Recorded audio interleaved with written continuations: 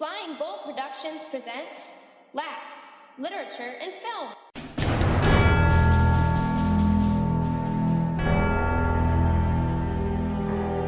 Welcome to the special edition of LaF. LaF goes to the Oscars. Our review today features Adam McKay's dissection of the 2008 financial crisis, The Big Short. Boasting 5 Academy Award nominations, this movie made quite an impact at the end of the year and, like its subject matter, took many people by surprise. Marked by witty dialogue, snappy editing, and innovative film techniques, The Big Short solidified its Oscar chances by winning top honors at this year's Producers Guild Awards. Other Oscar nominations go to Christian Bale for his performance as financial analyst Michael Burry, and Best Director Adam McCay, who also earned a Best Adapted Screenplay nod along with Charles Rudolph. Rounding out the nominations is Hank Corwin for Best Film Editing. In addition to Bale, this film boasts an impressive cast, which includes Ryan Gosling, Brad Pitt, and Steve Carrell. The LaF podcast wanders into the confusing world of default swaps, hedge funds, and synthetic CDOs to analyze The Big Short.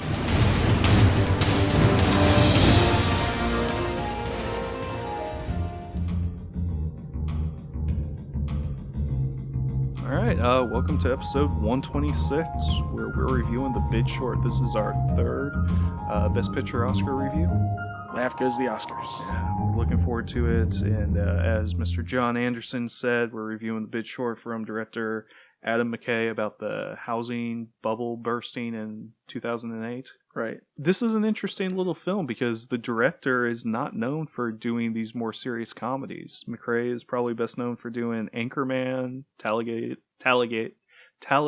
Nights. Talladega Nights. Yeah, and Step Brothers. So he likes using the Will Ferrell a lot. But this is some dramedy, maybe? Comedy? Hard to categorize. Yeah. What'd you think of this?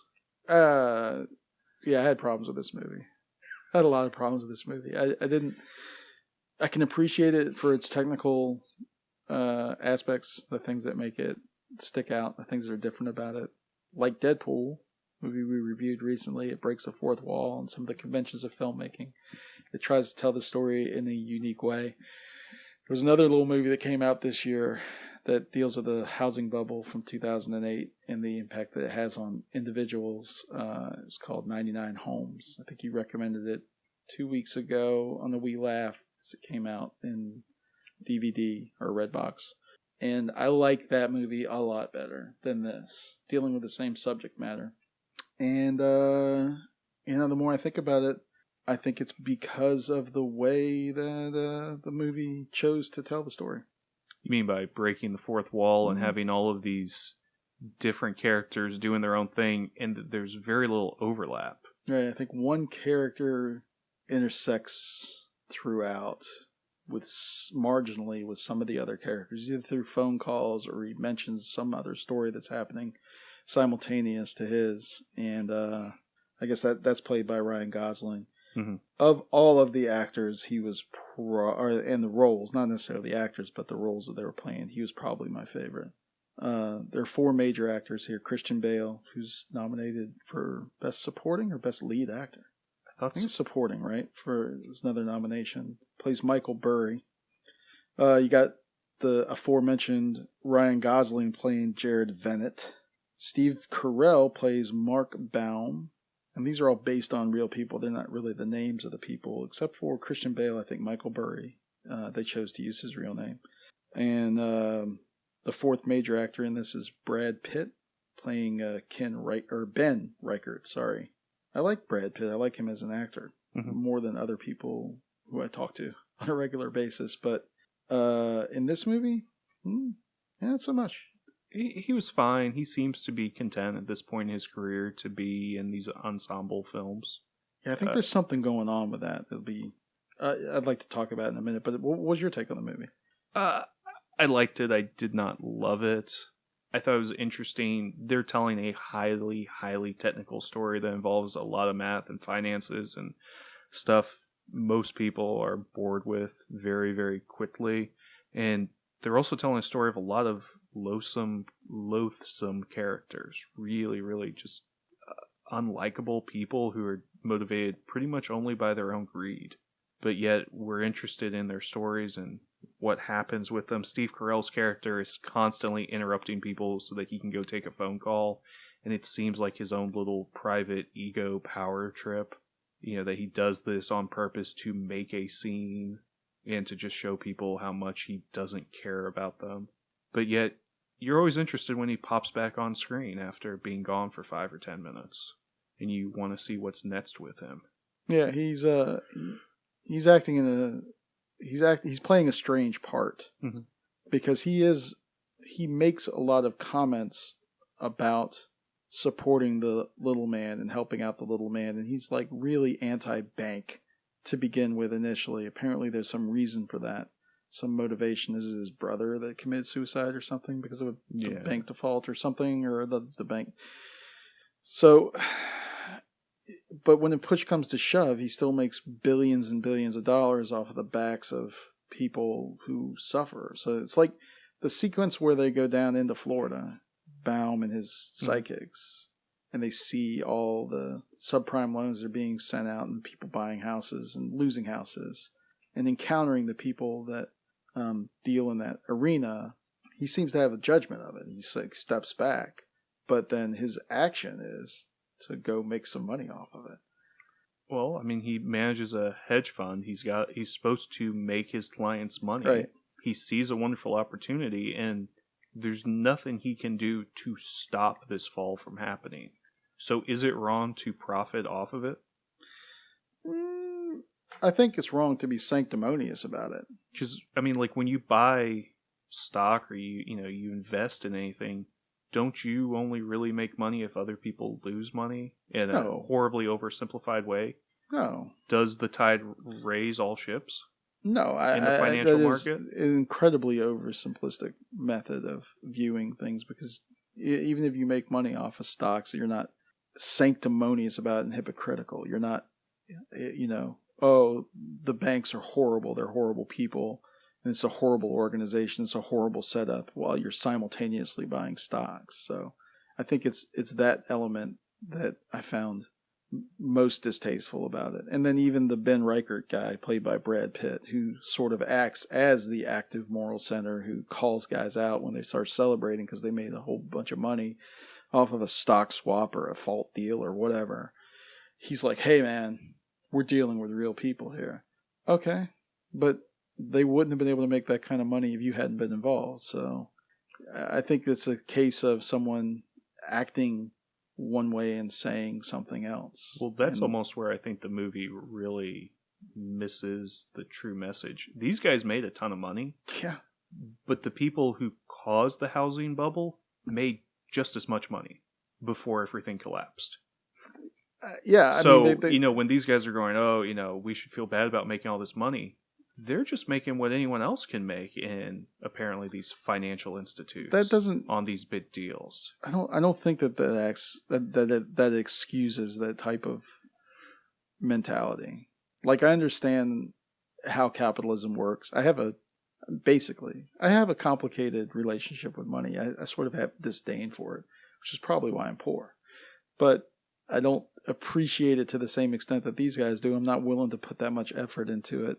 I'm not willing to sell my soul to, and I mean that figuratively. They give in to those impulses to the point where, are they ever really satisfied? I don't think so. Well, that's to me where Christian Bale's character is the most interesting. He just seems to be a numbers-oriented guy, and he makes his money by looking further into the numbers and finding the percentages that other people never delve down into. Like, apparently he compiles a list of all of these loans, and he looks at every single one, and there are thousands of them. And he rates them all himself and figures out, oh wow, this has been completely valued incorrectly. And for him, it just seems to be a big, complex problem to solve. Yeah, I don't know how it works as a movie, though.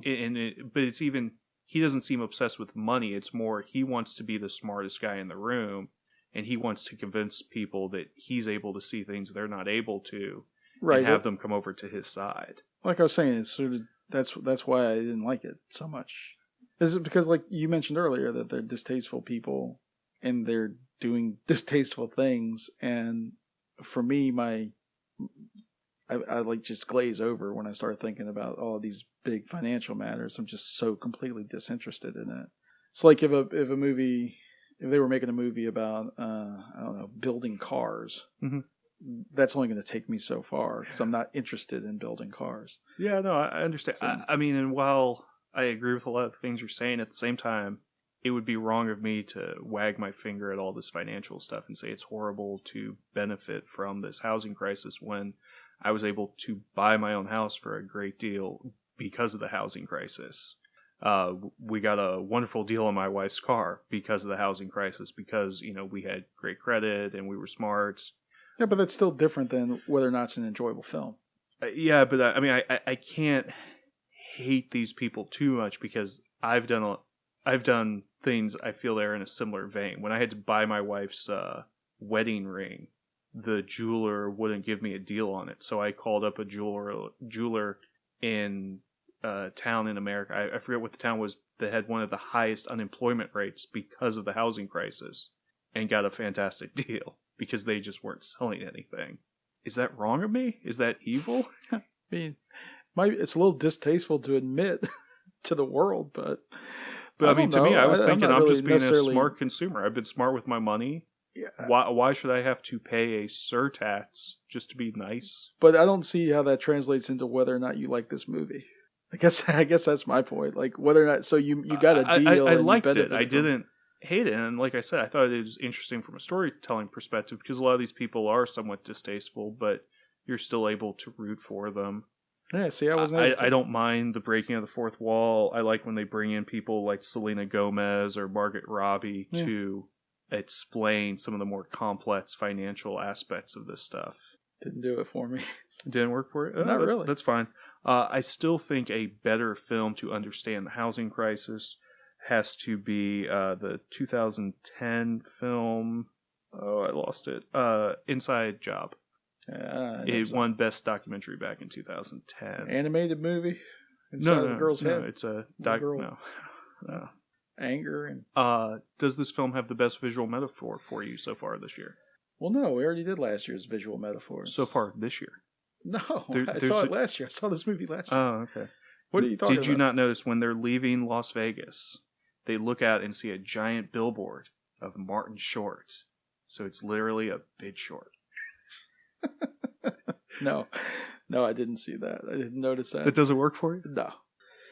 No, that didn't really do it for me, but it must have tickled you a little bit. I thought that's kind of cute. This movie was well accepted by Actor Man, and that surprised me because a lot of these dudes are just, I mean, this movie's about like dudes and bros and wheeling and dealing, and there's like there's a lot of testosterone that's being thrown around, and that Jared Vennett, played by Ryan Gosling, seems like the exact opposite of someone that Scott would like or appreciate. And I don't see him to be a very greedy person, or I think he would have a disdainful view of that type of person if he knew him in real life. So I'm surprised he liked this movie, but he loved it. Thought it was the best movie of the year, and it'll probably win for him. It'll be his nomination. It would win the best movie of the year in the Oscars. Wow, that was a complicated. Yeah, I don't know. If complicated way of saying that. Best Picture. There's just a lot of competition. Spotlight's also gained a lot of praise. The Revenant's been pretty successful in award season. I don't know. Some people are still saying Mad Max could run away with it. Do you think people will come back to this movie as a document 10 years from now and appreciate it more or less? Ooh, does this movie age well? I'm going to say no. I don't think this is up there with like All the President's Men and other films that encapsulate a certain time period. I don't think this ages terribly well. Not to say it's a bad movie. I mean, there have been some great movies that just don't age well. But yeah, when you think 2008, I mean, there was the housing bubble that burst, and there was some financial, issues, but there was also the stuff going on with the elections and the politics and all. Seems like it doesn't have the same feeling as like if you say late 80s or 1932.